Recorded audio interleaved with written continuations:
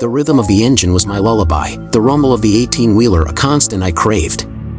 10 years on the road, crisscrossing this country like a tireless metal spider. Way stations. Those were for suckers, rookies who hadn't learned the backroads, the shortcuts that shaved hours off a delivery.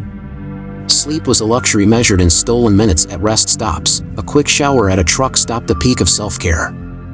I was Big Red, a legend in some circles, an outlaw in others. Tonight, though, a shiver snaked down my spine as I approached the illuminated sign Mud Flaps Way Station. Mud Flaps? Never heard of it. It wasn't on any trucker app, any trucker forum I frequented. But there it was, a hulking silhouette against the inky Wyoming night, a single dim bulb casting an anemic glow on the empty weighbridge. My gut screamed a warning, a primal fight or flight kicking in. But the clock on my dashboard mocked me, 3:14 a.m. I was already late for my delivery in Omaha, thanks to a flat tire in Nebraska that ate into my precious sleep schedule. Mud Flaps might be a detour, but the alternative was facing a grumpy foreman and a withheld paycheck. Taking a deep breath, I flicked on the turn signal, the amber glow a beacon in the vast emptiness. The closer I got, the more the hairs on my arms prickled.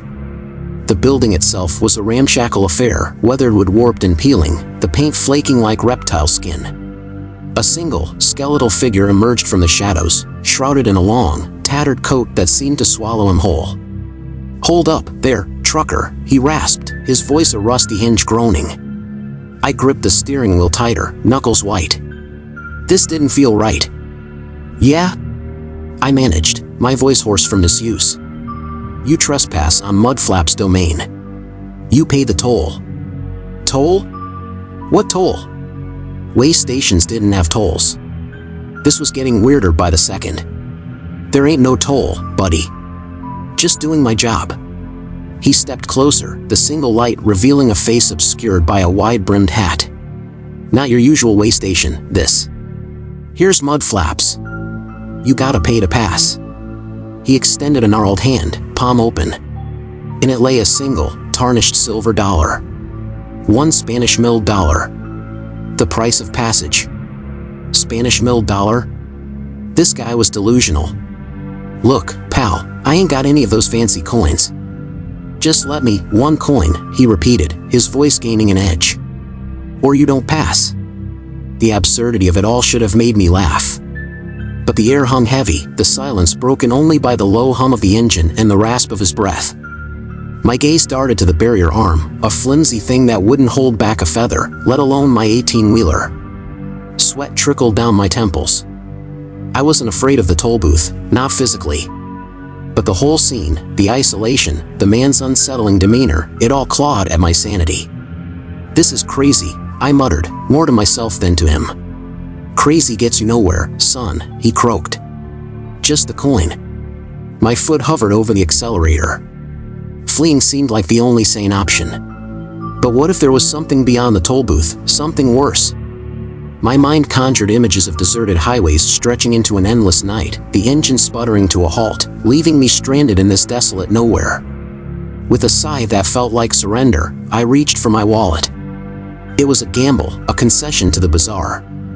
Inside, nestled amongst crumpled receipts and business cards, was a single silver dollar, a souvenir from a long-forgotten trip to San Antonio.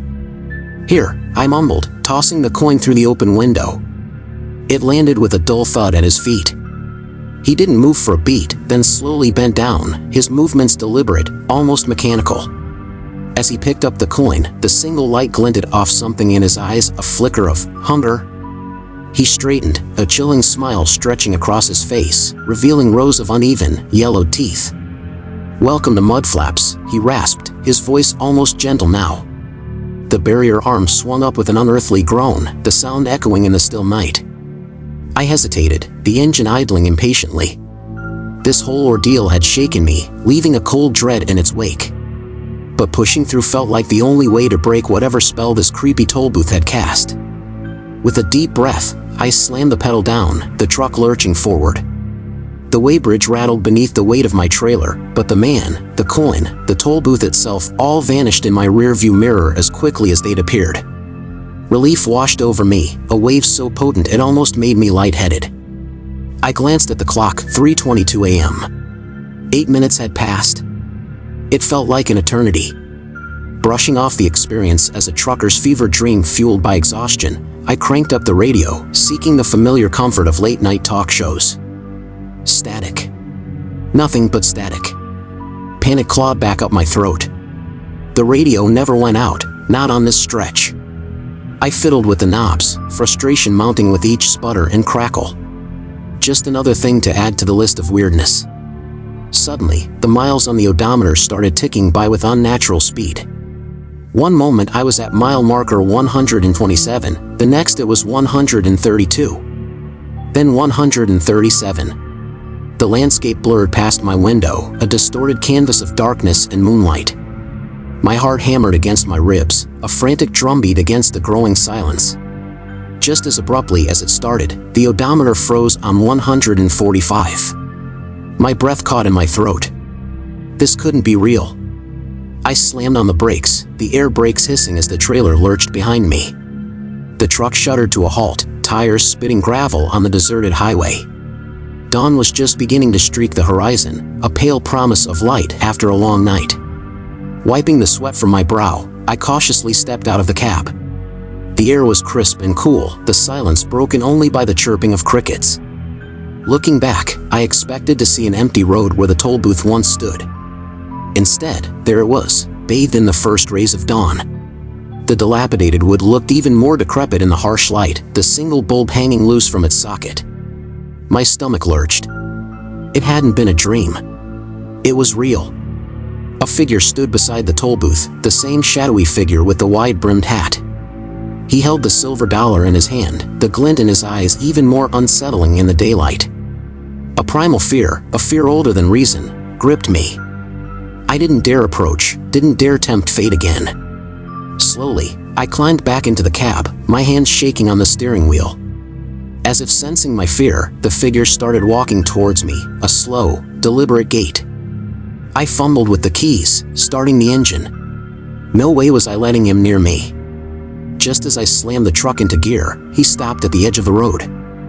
He raised the silver dollar high, his voice strangely distorted in the morning air. "You haven't paid the full toll," he boomed.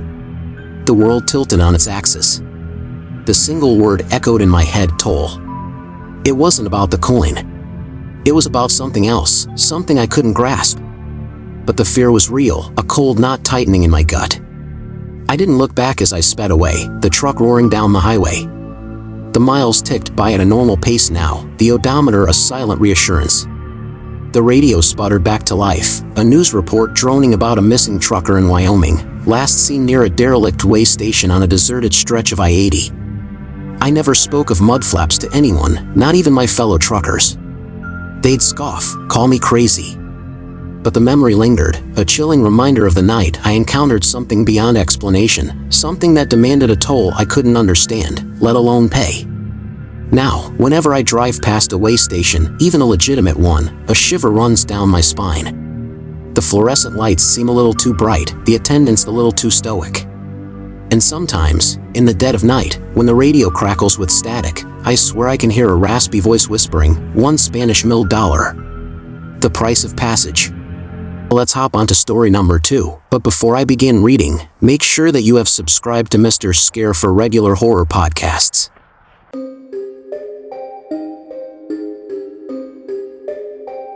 The neon glow of the Flying J cast a sickly yellow pallor on the deserted highway stretching before me. It was 2:17 a.m., and the only sounds were the rhythmic rumble of my engine and the mournful wail of the wind whipping across the desolate plains of West Texas. Another night, another load of electronics headed for Dallas. This route, I-20, was my usual haunt, a familiar stretch of asphalt etched into the back of my eyelids. Then, a flicker of movement in the distance caught my eye. A figure stood on the shoulder, a lone silhouette waving frantically in the dim light of my headlights. A hitchhiker? Here? In the middle of nowhere, at this ungodly hour? My first instinct was to keep driving, a cautionary tale from a grizzled old trucker echoing in my head. Never pick up hitchhikers, son. Not on these lonely stretches. But the figure kept waving, a flicker of desperation in their stance that tugged at something deep within me. Maybe it was the exhaustion gnawing at my bones, the monotony of the road blurring the lines of good judgment. Sighing, I tapped the brakes, the rig slowing to a halt with a hiss of air from the brakes. As I rolled down the window, a gust of wind whipped around the cabin, carrying a low groan that seemed to emanate from the figure itself. The streetlight cast long, grotesque shadows, obscuring their features. They wore a dark hooded sweatshirt, the hood pulled low over their head, making them appear featureless, a wraith from a bad horror movie. "Need a lift?" I called out, my voice hoarse from hours of silence. The figure shuffled closer, their movements jerky and hesitant. "Dallas," a voice rasped, a low murmur that sent shivers down my spine. It was a man's voice, rough and gravelly, like sandpaper on wood. "Headed there myself," I replied, unsure if I was making the right decision. He climbed into the passenger seat without a word, the heavy thud of his boots the only sound in the stillness. I stole a glance at him, hoping to catch a glimpse of his face in the faint glow of the dashboard lights, but the hood remained stubbornly pulled low. "Thanks," he finally muttered, his voice barely a whisper. There was an awkward silence for a moment, the only sounds the rhythmic thrum of the engine and the occasional creak of the cabin. I usually enjoyed the solitude of these long drives, the quiet companionship of the road, but this stranger's presence filled the cab with an unsettling tension. "Heading home?" I asked, trying to break the ice. "Something like that," came the reply, equally vague. The next few hours were punctuated by long pauses, punctuated by the occasional cough from the stranger and my own forced attempts at conversation that fell flat. He seemed content to stare out the window, his silence a stark contrast to the usual chatter of truckers I picked up on these rides. As the sun began to peek over the horizon, casting an orange glow on the desert landscape, the stranger finally spoke. "You ever heard the stories about this stretch of road?" Intrigued, I glanced over. Still, I couldn't see any of his features, just the blank canvas of the hood. "Can't say I have." "What kind of stories?" He chuckled, a dry, humorless sound. "Stories of lost truckers, men who vanish into thin air. One minute they're cruising down the highway, the next, they're gone. No trace, no explanation." My heart hammered in my chest. Was he trying to scare me? "Sounds like a bad case of the creeps," I said, trying to sound nonchalant. "Some say they're lured off the road by phantom lights," he continued, his voice low and ominous. "Others claim they're snatched by something unseen." "Yeah, well, those are just stories," I scoffed, gripping the steering wheel a little tighter. He didn't answer, but a low growl, almost inaudible, seemed to emanate from somewhere deep within his hooded figure. I shivered, a sudden draft of cold air swirling around the cabin despite the rising sun.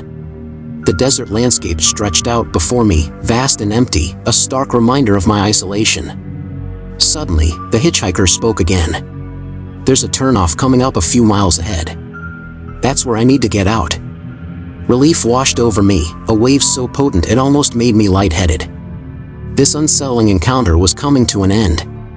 As we approached the turnoff, a dusty road leading off towards a cluster of abandoned farm buildings, I let out a shaky breath. "This is it," the stranger said, his voice barely a whisper. I slowed down and pulled over to the side of the road, gravel crunching under my tires. Without turning, I reached into my glove compartment and pulled out a crumpled $5 bill, the most I could spare with my tight schedule. "Here," I said, extending it towards him. "Thanks for keeping me company." Silence. I shifted in my seat, peering through the space where his face should have been. Nothing but the dark abyss of the hood stared back. An uneasy feeling gnawed at me. "You coming?" I asked, my voice barely above a whisper. The silence stretched on, broken only by the mournful cry of a distant hawk. My hand holding the $5 bill began to shake.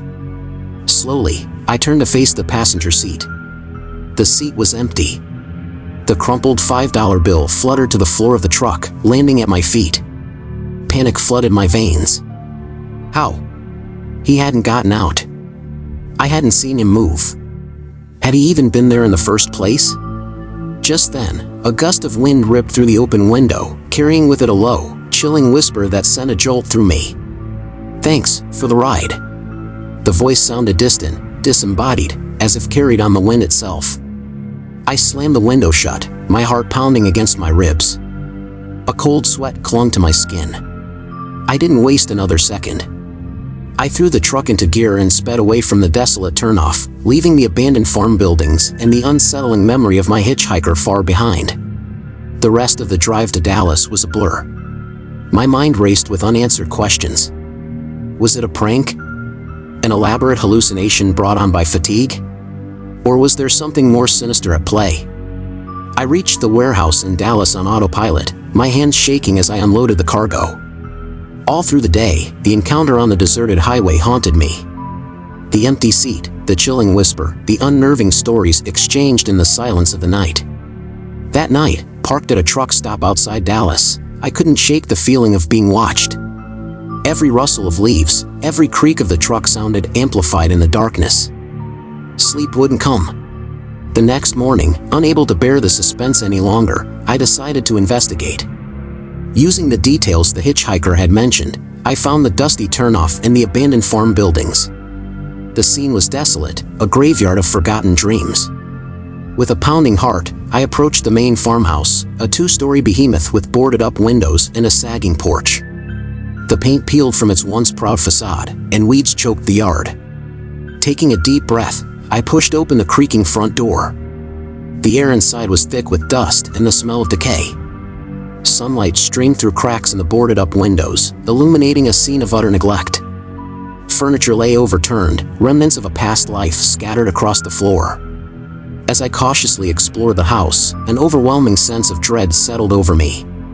Then, in the back room, a faded newspaper clipping fluttered on a table, its edges yellowed with age. My breath hitched. The headline screamed, "Trucker mysteriously vanishes on I-20." The picture below was grainy, but the face bore an eerie resemblance to the stranger in the hooded sweatshirt. A floorboard creaked behind me. I spun around, my heart in my throat, but there was nothing there, just dust motes dancing in the sunlight. Panic welled up inside me. This place, this story, it was all too much. I fled the farmhouse, the floorboards creaking ominously beneath my feet. As I reached my truck, I cast one last look back at the dilapidated building. The wind seemed to whisper through the broken windows, carrying the same chilling words, "Thanks for the ride." I never picked up another hitchhiker again. The memory of the stranger and the abandoned farmhouse remained a constant reminder of the unsettling encounter. Even today, years later, a shiver runs down my spine whenever I drive down that stretch of road on I-20. The highway may be empty, but somewhere in the vast desert landscape, a ghostly hitchhiker waits, forever seeking a ride, a reminder of the secrets the road may hold.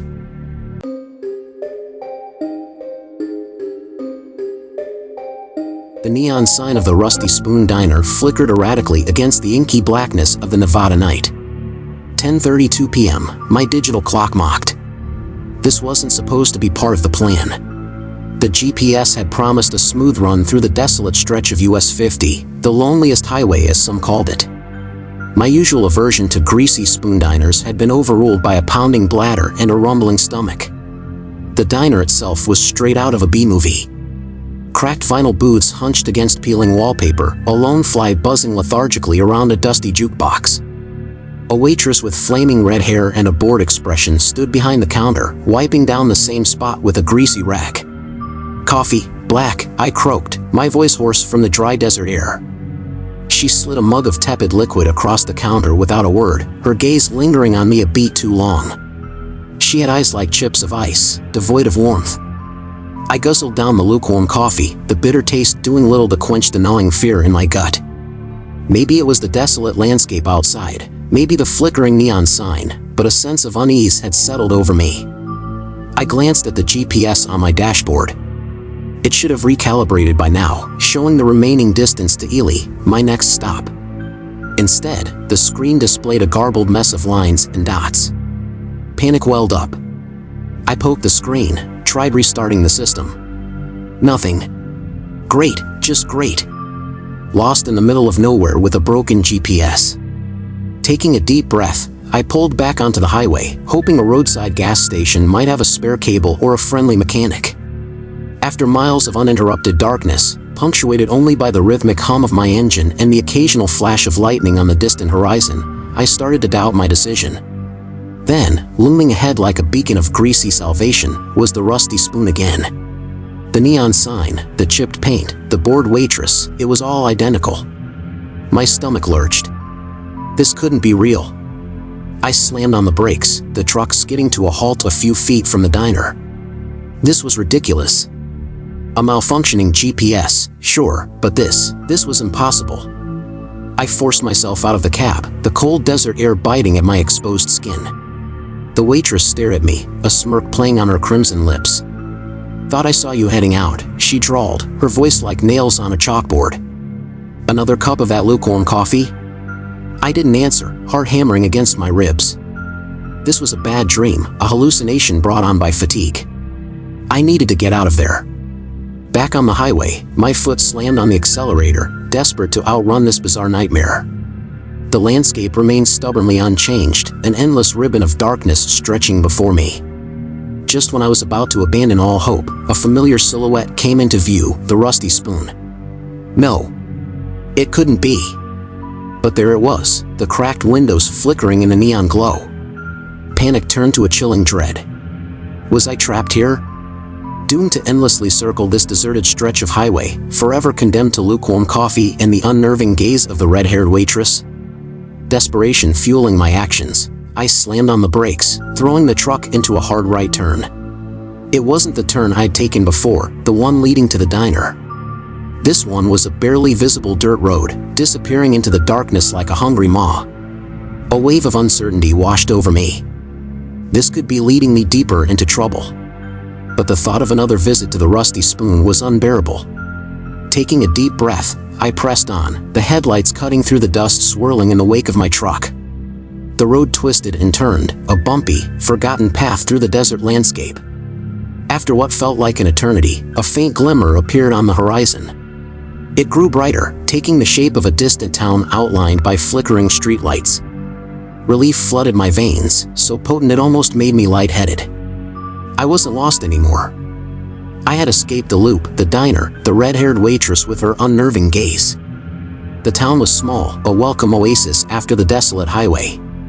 A brightly lit diner, thankfully devoid of peeling wallpaper, welcomed me with the aroma of freshly brewed coffee.